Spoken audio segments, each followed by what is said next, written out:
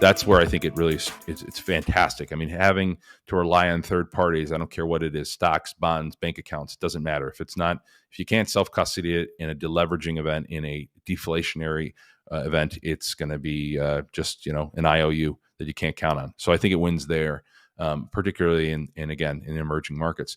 But I do think that the inflationists aren't necessarily wrong. They're just extremely early, and there's a whole 10, 15 years that can play out in between there. The analogy that I'll use, and I use this with Bitcoin Tina in our forthcoming podcast, is like, imagine you're at the south end of the Grand Canyon looking across, and that we get across to that Grand Canyon, that it's coming, you're going to get to the other side, but you're ignoring the treacherous path in front of you, that there's a giant hole you have to navigate and make yourself through before you get to the other side.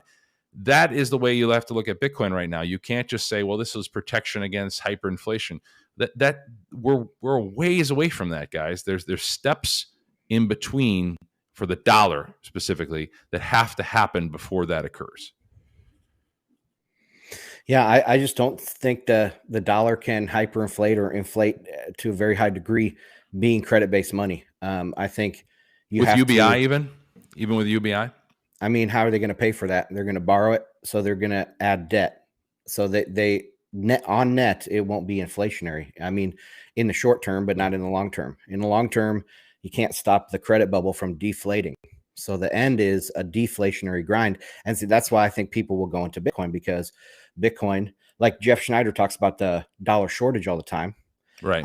I don't think it's necessarily a unit shortage, like a dollar unit shortage. It's a shortage of monetary value, liquid monetary value. And if Bitcoin, or it can, its market cap can expand by 100 times right now, it can fill a lot of that liquidity gap that's in the world for monetary value. So, yeah, I think that monetary value is credit based, right?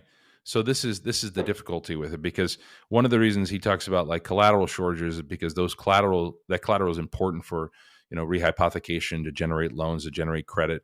And Bitcoin, unfortunately, I think is fundamentally incompatible with a credit system in the long run. I don't see a system where you have as prolific credit creation under the Bitcoin standard. You will have some, likely, especially in the near term and foreseeable future, you're going to have credit creation. You're going to have Bitcoin, sort of melding here.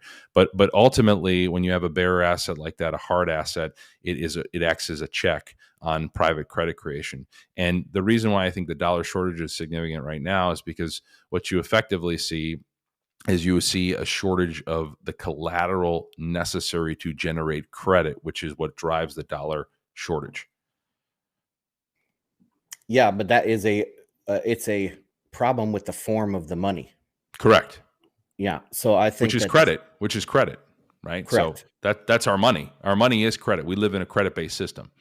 Correct. And it would solve itself if you could just let it deflate, right? Yes. Like we've had in the past. But we can't do that because it's all credit and it would deflate to zero. So I think Bitcoin is they will be able to push it off forever. And so I don't see a hyper deflation or a hyperinflation. That's where hyper Bitcoinization comes in.